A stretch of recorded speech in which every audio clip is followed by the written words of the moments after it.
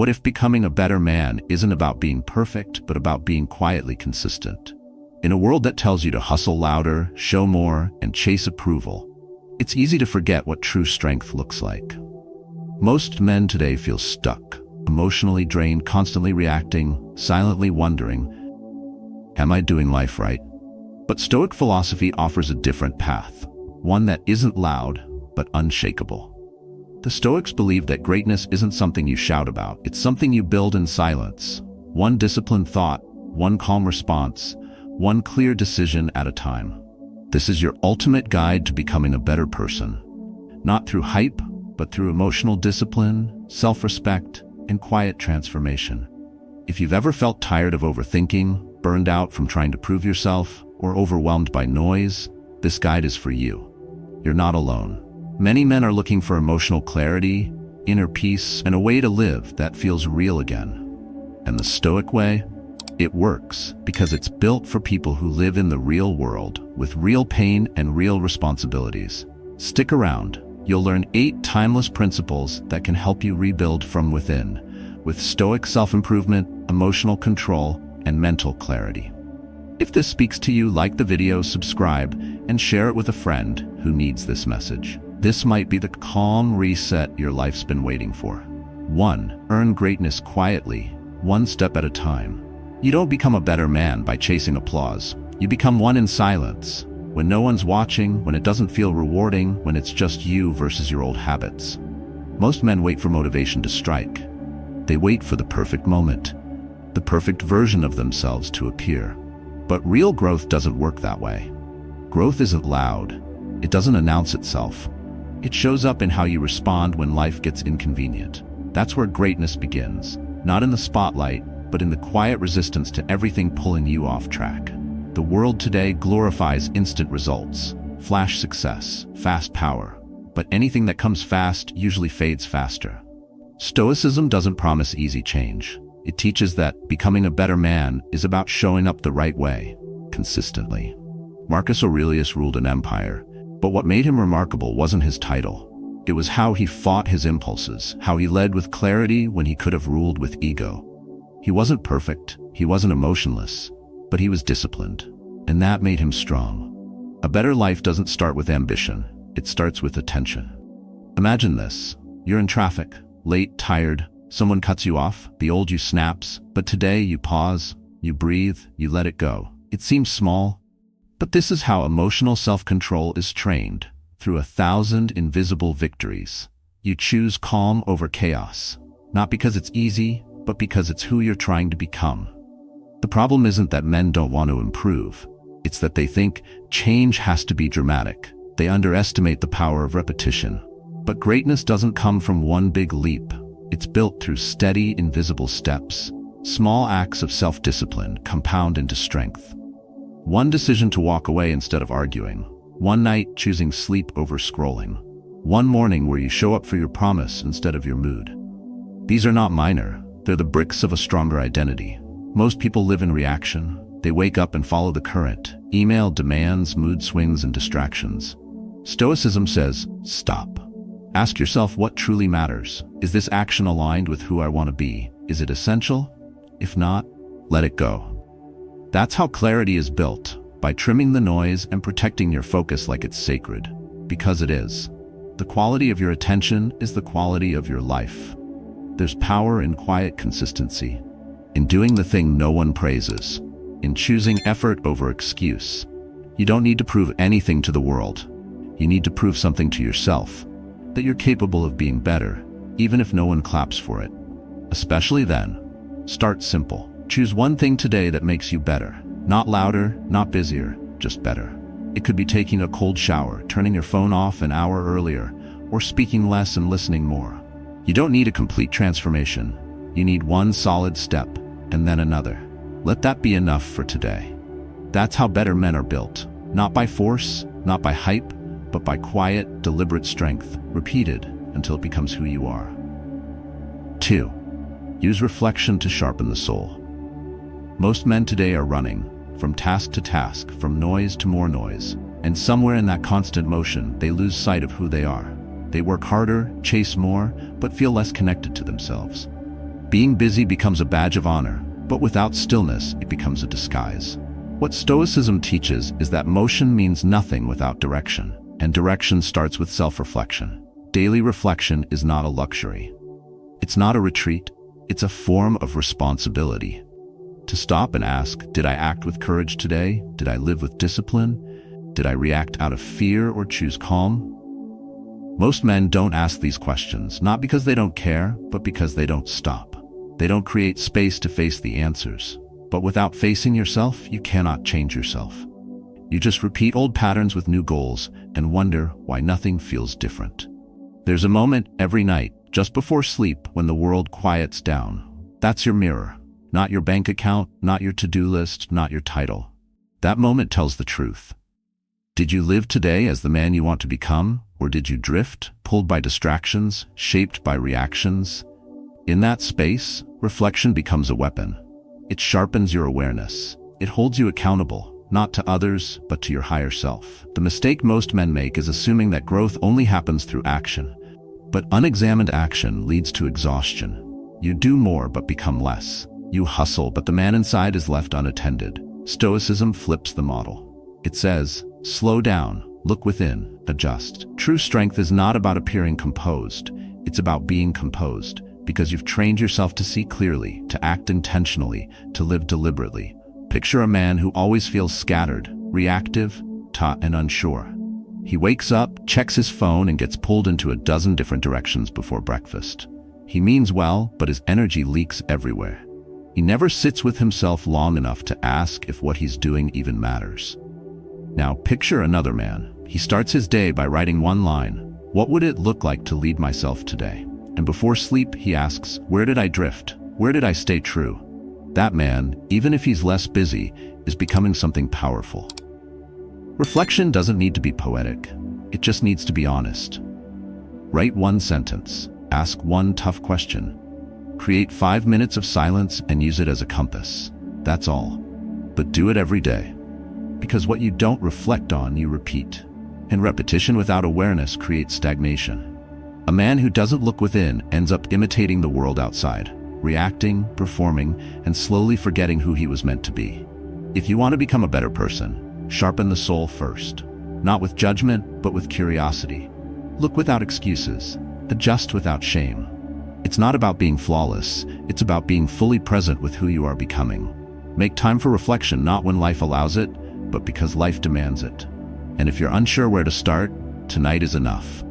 One quiet moment, one honest question. That's how you reclaim your direction. That's how real growth begins. 3. Live your values, especially when it's hard. It's easy to speak about integrity. It's easy to claim honesty, courage, or discipline, until keeping those values costs you something. That's the point where most men fold.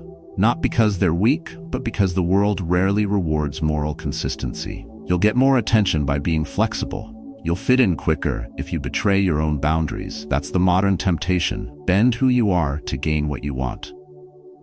But every time you do that, something in you gets smaller. And eventually, you no longer recognize the man in the mirror. Living by your values when it's uncomfortable, that's the real measure of character. Stoicism never said virtue was convenient. It only said virtue is necessary. Marcus Aurelius didn't have an easy life. He wasn't sitting in comfort sipping wine while writing about wisdom. He was dealing with betrayal, war, sickness, and death. And still, he wrote, "If it is not right, do not do it. If it is not true, do not say it." That wasn't theory. That was armor. Because in chaos, values are not a luxury. They are your foundation. The mistake men often make is separating who they are from what they do. They believe values are something they believe in, not something they bleed for. But Stoicism demands alignment. Your beliefs must show up in your decisions, your tone, your choices, even when no one is there to validate them.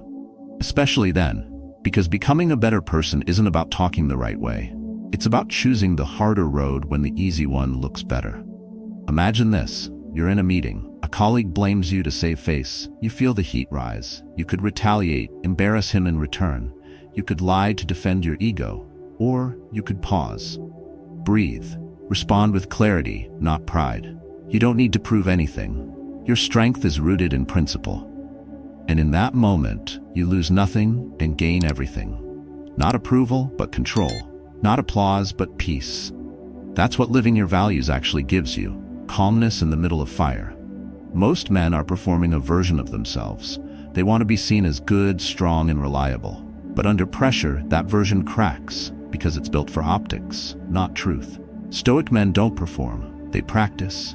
Every situation is a chance to reinforce what they stand for, not by being perfect, but by being committed, even when it's costly, even when it's invisible. Because the one man who's always watching is you. And the man who keeps his word to himself, that's a rare kind of power. You don't need to declare your values to the world. Just let your choices speak for you. Speak the truth when it's easier to lie. Do the hard thing when no one gives you credit. Walk away when it would feel better to fight. Hold back when ego wants to lash out. That's not weakness, that's control. And control builds character. Start there. One decision, one moment where you choose who you are over who the world expects you to be. That's how integrity becomes more than a word. It becomes who you are, under pressure, without compromise. 4. Stay mysterious, stay in control. Not everything needs to be explained. Not every emotion deserves an audience. In a time where people feel pressured to share everything, thoughts, struggles, routines, private victories, something powerful happens when a man chooses silence. Silence is not avoidance, but a statement. Control doesn't always come from having the right words. Often it comes from knowing when to say nothing at all. The modern world rewards overexposure. We've been taught to perform, to explain ourselves, to stay visible or risk being forgotten. But the more you expose, the more you give away. And with every unfiltered outburst, every impulsive share, your presence becomes predictable. You lose the strength that lives in mystery. Stoicism values restraint, not because emotion is wrong, but because discipline over expression builds dignity. When you speak less, you mean more. The mistake many men make is believing that vulnerability must always be public. But there is a difference between honesty and oversharing. A Stoic knows how to feel deeply, yet carry it quietly. He isn't cold, he's composed. He knows that composure isn't a mask, it's a method. It allows space to think clearly, to choose words deliberately, and to protect what matters most, his peace. Control doesn't start when things are calm. It's built in storms, when everything in you wants to react, and you choose not to. Imagine this. You're in a conversation with someone who mocks your values. They laugh, trying to provoke a response. You feel the burn rise inside. You could argue, you could defend yourself endlessly, but you stay still. You look them in the eye without explaining. Your silence unsettles them, not because you're weak, but because you're rooted. In that pause, you say more than a monologue ever could. You show that not everything deserves your energy, and more importantly, not everyone deserves access to your inner world. The world thinks power comes from being loud. Stoicism disagrees. Seneca once said, "To be everywhere is to be nowhere." The same applies to your presence. When you're constantly reacting, constantly revealing, you spread yourself too thin. You lose your edge. But when you choose where to show up and where to hold back, you become more powerful because now you're acting, not reacting. You're directing the narrative, not being directed by it. Mystery isn't manipulation, it's protection. It's knowing that your energy, your story, your truth don't need to be understood by everyone. The need to explain comes from insecurity. The confidence to stay silent comes from self-worth. You don't owe the world your every thought. You owe yourself peace, clarity, and the ability to observe without being pulled into every battle. Start practicing this today. The next time you're tempted to defend, pause, breathe. Let your silence be your response. The next time you want to explain your every move, don't. Let your actions speak. Let your calm unsettle the chaos around you. You're not here to be decoded. You're here to be deliberate. You're here to remain in control.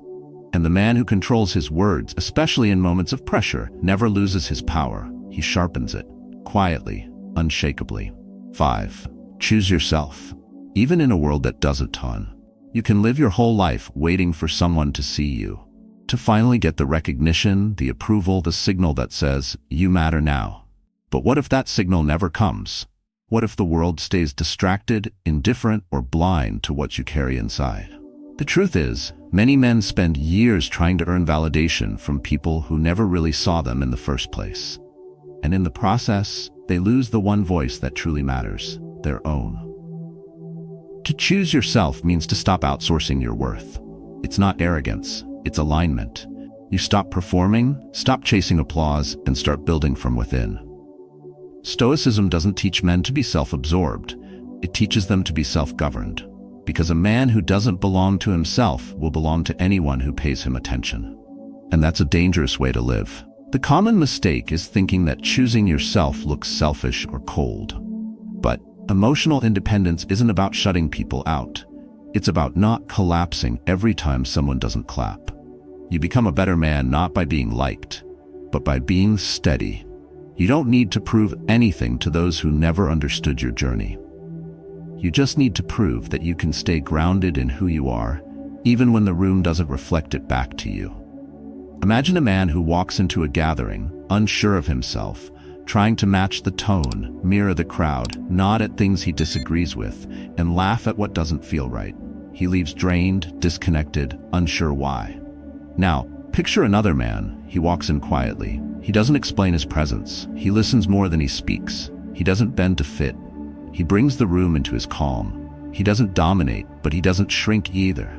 That's what it looks like to choose yourself.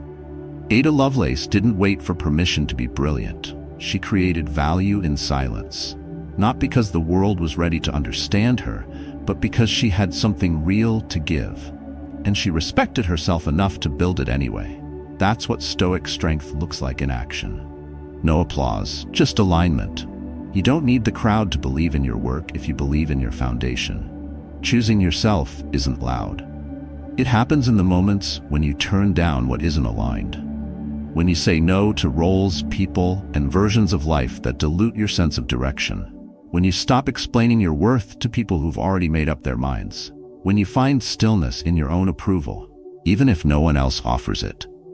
Start small. The next time you're tempted to shapeshift for approval, don't. The next time silence makes you feel invisible, embrace it. Use that space to strengthen your inner voice. Speak with it. Write from it. Decide on it. You're not here to convince others you belong. You're here to walk as if you already do. And the man who walks like that, calm, rooted, clear, he doesn't need to raise his voice to be heard. His presence speaks for him. His self-respect leads the way. 6. Pause before you react. Power lies in the gap. Something happens. You feel it before you think it. Tight chest, clenched jaw, rising heat. Someone disrespects you. Life throws a punch. You're ready to snap. That instant is where most men lose themselves. Not in the event, but in the reaction. And in a world that rewards speed and dominance, slowing down feels like weakness. But it's not. It's mastery. To pause is to reclaim your power. Not to suppress emotion, but to choose your response. That's the difference between reaction and control. Most people are ruled by triggers. They wear their emotions like exposed wires, waiting to be set off. But the Stoic man creates space. He doesn't avoid the feeling. He observes it. He lets it rise, then lets it go. That space, between what happens and what you do, is where emotional self-control is born. The modern mistake is thinking that quick reaction means strength, that yelling back, hitting harder, or dominating a room is power. But that's noise, not clarity. Power remains grounded while others lose their center. It's the man who pauses, breathes, and responds with intention, who owns the room without raising his voice. Stoicism trains you to live in that gap. Epictetus said, "It's not what happens to you, but how you react to it that matters." The reaction is always your responsibility, always within your control. Imagine standing in a hallway after a meeting. Someone calls you out, questions your integrity in front of others. You feel the sting. The old version of you is ready to lash back, to defend, to protect the ego at all costs. But this time, you stop, you look at him, you say less. You let your composure speak. In that moment, you don't lose yourself. You don't trade peace for dominance. You win because you stayed in command of the only thing that ever mattered, yourself. Most men are at the mercy of external storms. They live in reaction mode. Traffic, arguments, stress, they let it shape their identity. Over time, they become scattered, always catching up, always exhausted. But a man who pauses rewires his nervous system. He rewrites his story. He proves to himself again and again that he can stay calm when the world turns chaotic. And calm isn't passive, it's decisive. It chooses stillness over escalation, thought over impulse. Start building that space today. Don't wait for peace to find you. Practice in small moments. When the line is long, breathe. When someone interrupts, hold your response for a few seconds. When your body reacts, ask your mind to wait. This isn't about ignoring what's real. It's about owning how you deal with it. Emotional discipline is a skill, not a personality trait. And it starts by honoring that sacred gap between stimulus and action. If you want to be unshakable, don't seek control over others. Seek control over yourself. Because the man who pauses before he speaks, before he reacts, before he decides, builds something far more powerful than a reaction. He builds character, quietly, consistently, in every breath he doesn't waste. 7. Adapt with grace. Care for the vessel. You can't lead your life well if you're falling apart inside your own body. Strength isn't just in the mind, it needs a vessel that can carry it.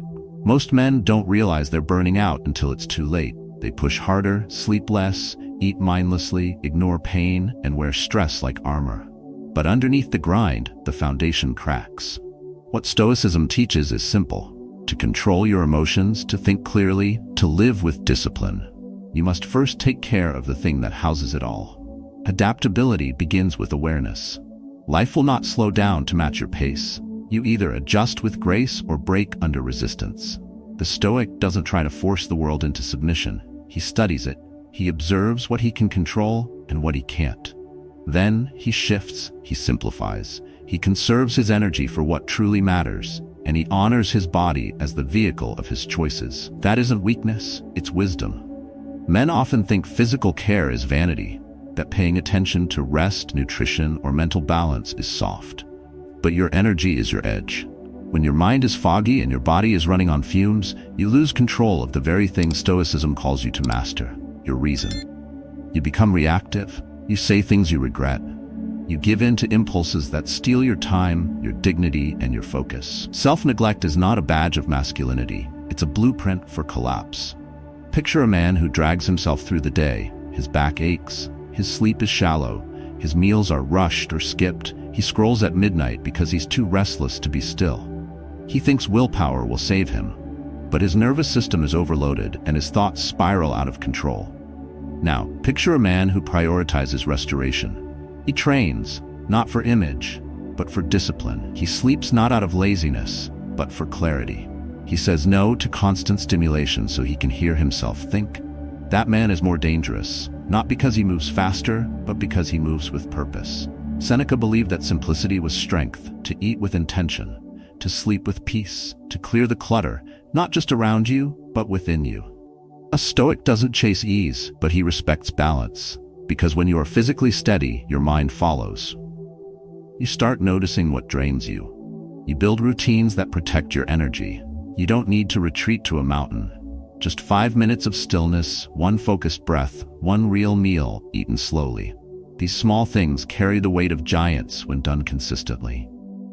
Start by auditing your body, not for performance, but for presence. How do you feel when you wake up? When do you crash? What are you feeding your system, physically and mentally? The goal isn't perfection, it's alignment. You want your body and mind moving in the same direction, quiet, strong, and steady. Because the man who takes care of the vessel isn't weak, he's preparing for the storm. And when it hits, he's ready. Not because he's the strongest, but because he's the most centered. 8. Forgive wisely, but guard your boundaries. You can let go of the pain without reopening the door. That's the part most men struggle with. They confuse forgiveness with permission. They think being a better person means tolerating disrespect, absorbing betrayal, and proving they've moved on by staying available. But that's not emotional maturity. That's emotional exhaustion. Stoicism teaches that you can release the weight without surrendering your dignity. You can choose peace and still enforce your standards. And sometimes, the most powerful act of forgiveness is walking away without needing an apology. Forgiveness isn't about the other person. It's about cutting the emotional cord that keeps your peace tied to their regret. But guarding your boundaries, that's about protecting your energy, about drawing a line between who you are becoming and what no longer belongs in your life. A Stoic understands that not every relationship is worth preserving. Not every offense must be explained, and not every act of kindness should become a pattern of self-abandonment.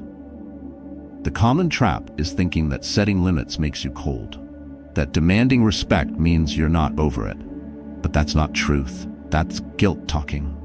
Boundaries don't block connection. They define it. They tell people where the real you begins and where manipulation ends. And when someone crosses that line, there must be a consequence. Not for revenge, but for clarity. A line that's never enforced is just a suggestion. And Stoicism does not deal in suggestion. It deals in action, in principle, in what is essential to living in peace. Imagine someone who wronged you returns, not with remorse, but with comfort. They want access again, not to rebuild, but to resume. You feel the pull. The part of you that wants closure to be seen, to prove you're not bitter. But instead of folding, you pause. You remember who you've become in their absence. You thank them, maybe even forgive them. But you don't let them back in, because you've grown. And protecting that growth matters more than pleasing someone who once broke it. Seneca wrote, "It is not that we have a short time to live, but that we waste much of it." Time isn't just about hours, it's about attention. Every time you re-engage what you've already outgrown, you dilute your focus. You trade your peace for a past that has no intention of changing. The Stoic man understands this. He knows that emotional self-respect means refusing to let history become a habit. And healing doesn't require a round two. It requires boundaries strong enough to hold what's been learned. So, how do you practice this? Begin by separating your healing from their behavior. Choose to release resentment because it's heavy, not because they earned it. Then define your limit, clearly, calmly, without guilt. Decide what behaviors you no longer have access to. And if those lines are tested, hold firm. Not angrily, not dramatically, just unshakably. Being a better person doesn't mean saying yes to everything. It means having the strength to say no to chaos, to repetition, to any version of love that costs your peace. That's not bitterness, that's maturity. That's what the Stoics called justice. Not for them, but for yourself. Becoming a better man is not about changing who you are overnight. It's about choosing each day to live with a little more clarity, a little more self-respect, and a little more emotional discipline. What you've heard today isn't theory. It's a path, one that demands consistency, not perfection. Through the wisdom of Stoic philosophy, you've learned that greatness isn't loud, it's quiet, deliberate, and built through repetition. That reflection is not a ritual, but a necessity. Those values only matter when they cost you something. That mystery holds power. That choosing yourself is not selfish, it's survival. The pause before reaction is where your real strength lives. That your body, your vessel, must be respected to carry your purpose.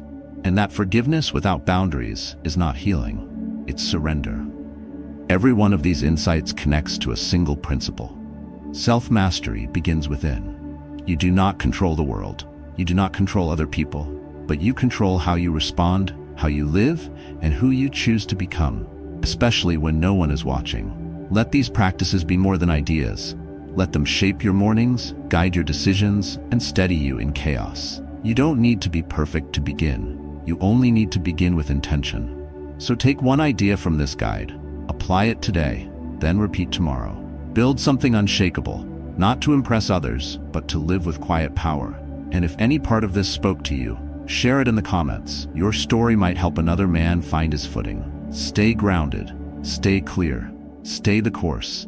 The world needs fewer loud men and more men of depth. Be one of them.